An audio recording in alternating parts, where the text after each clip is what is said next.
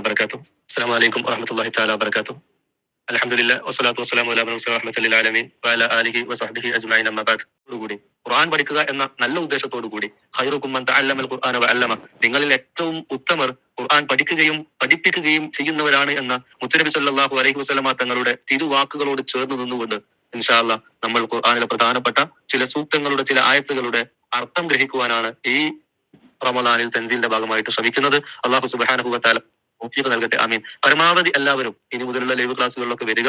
നമുക്ക് സംശയങ്ങൾ ചോദിക്കാം, പരസ്പരം അറിവുകൾ പങ്കുവെക്കാം. 1 മണിക്കൂർ അങ്ങനെ ഈ അറിവിന്റെ ലോകത്ത് ഇൻഷാ അല്ലാഹ് നമുക്ക് അങ്ങനെ ചേർന്ന് നിൽക്കാം. അല്ലാഹു സുബ്ഹാനഹു വ തആല ഇതിനേക്കാൾ മനോഹരമായി തിരിക്കാൻ നമുക്ക് തൗഫീഖ് നൽകട്ടെ. ഈ റമദാൻ അനുകൂലമായി സാക്ഷി നിൽക്കുന്നവരുടെ കൂട്ടത്തിൽ അല്ലാഹു നമ്മെ ഉൾപ്പെടുത്തി അനുഗ്രഹിക്കട്ടെ. ഈ റമദാൻ മാസം കഴിഞ്ഞു പോകുമ്പോൾ അതിലെ അനുഗ്രഹങ്ങൾ കൊണ്ട് അനുഗ്രഹീതരായ ലക്ഷക്കണക്കിന് വരുന്ന സത്യവിശ്വാസികളുടെ കൂട്ടത്തിൽ അല്ലാഹു ഈ പാവപ്പെട്ട നമ്മളെയും ഉൾപ്പെടുത്തി അനുഗ്രഹിക്കട്ടെ, ആമീൻ. ഇൻഷാ അല്ലാഹ് നമ്മൾ ക്ലാസ്സിലേക്ക് പ്രവേശിക്കുകയാണ്.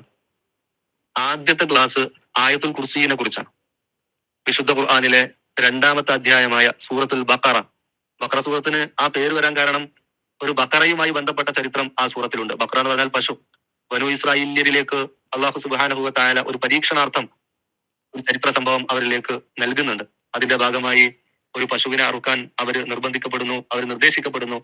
അവരുടെ ആ പശുവുമായി ചുറ്റിപ്പറ്റിയിട്ടുള്ള അവരുടെ ചോദ്യങ്ങൾ, അത് കാരണം അവർക്ക് വരുന്ന പ്രയാസങ്ങൾ, അതിനപ്പുറം അതിലടങ്ങിയിട്ടുള്ള വലിയ അന്തസത്ത, ഇതാണ് ആ ഒരു പശുവുമായി ബന്ധപ്പെട്ട ചരിത്രം. നിങ്ങൾക്ക് അറിയായിരിക്കും, ഞാൻ അത് വിശദീകരിക്കില്ല. അങ്ങനെ ഒരു ചരിത്രം ഉള്ളത് കൊണ്ടാണ് ഈ സൂറത്തുൽ ബഖറ എന്ന് പേര് കിട്ടുന്നത്. സൂറത്തുൽ ബഖറയിലെ ഏറ്റവും വിശിഷ്ടമായിട്ടുള്ള ആയത്താണ് ആയത്തുൽ കുർസി എന്ന് പറയുന്നത്. 255ാമത്തെ ആയത്ത്. സൂറത്തുൽ ബഖറയിലെ ഏറ്റവും വിശുദ്ധമായ ആയത്ത് എന്ന് മാത്രമല്ല, ഖുർആനിലെ തന്നെ ഏറ്റവും ശ്രേഷ്ഠമായ ആയത്ത് ഏതാണെന്ന് ചോദിച്ചാൽ അത് ആയത്തുൽ കുർസിയാണ് എന്ന് നിരവധി പണ്ഡിതന്മാർ പറഞ്ഞത് നമുക്ക് കേൾക്കാൻ പറ്റും, മനസ്സിലാക്കാൻ പറ്റും. അപ്പൊ അത്രയും ശ്രേഷ്ഠതയുള്ള ഒരു സൂറത്താണ് സൂറത്തുൽ ബഖറ. അതിൽ ഏറ്റവും വിശിഷ്ടമായിട്ടുള്ള ഒരു ആയത്താണ് ആയത്തുൽ കുർസി. നബി സല്ലല്ലാഹു അലൈഹി വസല്ലമ തങ്ങൾ മഹാനായ ഉബയ്യ് ഇബ്നു കഅബ് റളിയല്ലാഹു തആല അൻഹുവിനോട് ഒരിക്കൽ ചോദിക്കുന്നുണ്ട്, യാ അബൽ മുൻദിർ. അബുൽ മുൻദിർ എന്ന് പറഞ്ഞാൽ ഉബയ്യ് ഇബ്നു കഅബ് റളിയല്ലാഹു തആല അൻഹുവിന്റെ ഓമന പേരാണ്. അദ്ദേഹത്തെ വിളിച്ചിട്ട് ചോദിക്കുന്നുണ്ട്, ആ തദ്രി അയ്യു ആയത്തിൻ മിൻ കിതാബില്ലാഹി മഅക അഅലം. അള്ളാഹുവിന്റെ ഈ വിശുദ്ധ ഗ്രന്ഥത്തിൽ ഏറ്റവും ശ്രേഷ്ഠമായ ആയത്ത് ഏതാണ് എന്ന് നിങ്ങൾക്കറിയുമോ?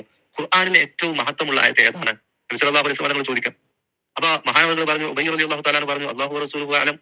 അല്ലാഹു റസൂലുഹു അലം, എനിക്ക് മറുപടി പറയാൻ കഴിയുന്നില്ല, അല്ലാഹു റസൂലുഹു അലം. അപ്പോ നബി സല്ലല്ലാഹു അലൈഹി വസല്ലം തങ്ങൾ വീണ്ടും ചോദിക്കാൻ, ചോദ്യം ആവർത്തിച്ചു, അതദരി അയ്യു ആയത്തിൻ മിൻ കിതാബില്ലാഹി മഅക അഅലം. ഏത് ആയത്താണ് ഏറ്റവും ശ്രേഷ്ഠമായത് എന്ന് അറിയോ?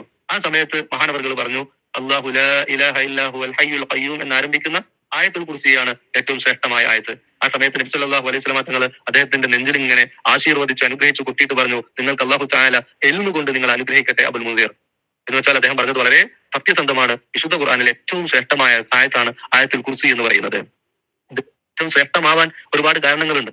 ഒന്ന്, അല്ലാഹു സുബ്ഹാനഹു വ തആലയുടെ ഇസ്മുകളുടെ കൂട്ടത്തിൽ, അള്ളാഹുവിന്റെ പേരുകളുടെ നാമങ്ങളുടെ കൂട്ടത്തിൽ ഏറ്റവും പ്രധാനപ്പെട്ട 7 പേരുകളും ഈ ആയത്തിലുണ്ട്. അൽ ഹയ്യ്, അൽ ഖയ്യൂം, അതേപോലെ അള്ളാഹുവിന്റെ ഇലാഹിയത്തിനെ അറിയിക്കുന്നത്, അള്ളാഹുവിന്റെ വഹദാനിയത്തിനെ അറിയിക്കുന്നത്, അള്ളാഹു ഹയ്യാണ് അലീമാണ് എന്നറിയിക്കുന്നത്, അള്ളാഹുവിന്റെ അധികാരത്തെ കുറിച്ച്, കുദ്റത്തിനെ കുറിച്ച്, ഇറാദത്തിനെ കുറിച്ച്, ഇങ്ങനെ ഏറ്റവും പ്രധാനപ്പെട്ട എല്ലാ ഇസ്മുകളുടെയും സിഫത്തുകളുടെയും അടിസ്ഥാനപരമായ 7 കാര്യങ്ങൾ ഈ ആയത്തിൽ ഉള്ളത് കൊണ്ടാണ് ഈ ആയത്ത് ഖുർആനിലെ അതിവിശിഷ്ടമായ ആയത്താവുന്നത് എന്ന് മഹാനായ ഇമാം നബവി റഹ്മഹുല്ലാഹ് തങ്ങൾ പറയുന്നുണ്ട്. നേരത്തെ നബി സല്ലല്ലാഹു അലൈഹി വസല്ലം തങ്ങൾ ഉബയ്യ് ഇബ്നു കഅബ് റളിയല്ലാഹു തആല അൻഹുമായി നടത്തിയ സംഭാഷണത്തിന്റെ ഒടുക്കം ഇമാം അഹമ്മദ് തങ്ങൾ ഉദ്ധരിച്ച ഹദീസിൽ ഇങ്ങനെ കാണാൻ പറ്റും. നബി സല്ലല്ലാഹു അലൈഹി വസല്ലം തങ്ങൾ പറയുന്നുണ്ട്, വല്ലദീ നഫ്സി ബിയദിഹി, അല്ലാഹുവായ സത്യം, ഇന്നലഹാ ലിസാനം വശഫതൈൻ. ഈ ഖുർആനിന്റെ ഈ ആയത്തിന്, ആയത്തുൽ കുർസിയിന് ഇന്നലഹാ ലിസാനം വശഫതൈൻ, അതിന് ഒരു നാവുണ്ട്, 2 ചുണ്ടുകളുണ്ട്. തുഖദ്ദിസുൽ മലിക ഇൻദ സാഖിൽ അർശ്, അർശിന്റെ താഴ്ഭാഗത്ത്, കാൽഭാഗത്ത് അല്ലാഹുവിനെ ഇങ്ങനെ തസ്ബീഹ് ചൊല്ലിക്കൊണ്ടിരിക്കുന്ന ആയത്താണ് ആയത്തുൽ കുർസി.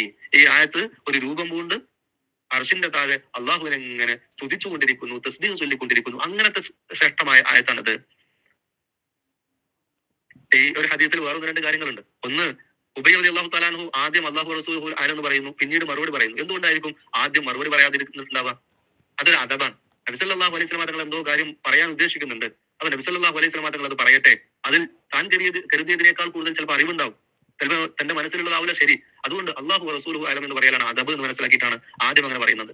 എന്നാൽ വീണ്ടും നബി സല്ലല്ലാഹു അലൈഹി വസല്ലം തങ്ങൾ ചോദ്യം ആവർത്തിച്ചപ്പോ, ഇത് ഞാൻ ഉത്തരം പറയുക എന്ന ഉദ്ദേശത്തിൽ തന്നെയാണ് ചോദ്യം എന്ന് മനസ്സിലാക്കുന്നു. നബി സല്ലല്ലാഹു അലൈഹി വസല്ലം തങ്ങൾക്ക് തന്റെ മനസ്സിലുള്ള ഉത്തരം പറഞ്ഞു കൊടുക്കുന്നു. ശരിയുത്തരം പറഞ്ഞ ഉബയ്യ് റളിയല്ലാഹു തആല അൻഹു നബി സല്ലല്ലാഹു അലൈഹി വസല്ലം തങ്ങൾ അനുഗ്രഹിക്കുകയും പ്രാർത്ഥിക്കുകയും ചെയ്യുകയാണ്. ഇങ്ങനെ സ്വന്തം കൂടെയുള്ള ആളുകൾ നന്മ ചെയ്യുമ്പോൾ അവരെ ആശംസിക്കുകയും അവർക്ക് അഹങ്കാരം തോന്നാത്ത രീതിയിൽ, അതൊരു ദുരഭിമാനം തോന്നാത്ത രീതിയിൽ അവരെ നല്ല വാക്കുകൾ കൊണ്ട് മദഹ് ചെയ്യുക എന്നുള്ളത് നബി സല്ലല്ലാഹു അലൈഹി വസല്ലം തങ്ങളുടെ ഒരു ചര്യയാണ്. അതും ഈ ഹദീസിൽ കാണാൻ പറ്റും. ഏതായാലും ഇങ്ങനെ ഏറെ ശ്രേഷ്ഠതകളുള്ള ഒരു ആയത്താണ് ആയത്തുൽ കുർസി. ഇത് ഇറങ്ങിയ ദിവസം ലോകത്തുണ്ടായിരുന്ന പിശാചുക്കൾ മുഴുവൻ ഭയന്നോടിയിട്ട് അവർ ഇബ്ലീസിന്റെ അടുത്ത് സംഗമിക്കുകയാണ്. അവരന്വേഷിക്കുകയാണ് എന്താണ് സംഭവിച്ചത്. മദീനയുടെ ഭാഗത്തേക്ക് പോയി നോക്കുമ്പോൾ വിശുദ്ധ ഖുർആനിൽ ആയത്തുൽ കുർസി ഇറങ്ങിയിട്ടുണ്ട്. അതാണ് തങ്ങളുടെ മനസ്സിൽ ഈ ഭയം സൃഷ്ടിച്ചത് എന്ന് പിശാചുക്കൾ തിരിച്ചറിയുകയാണ്.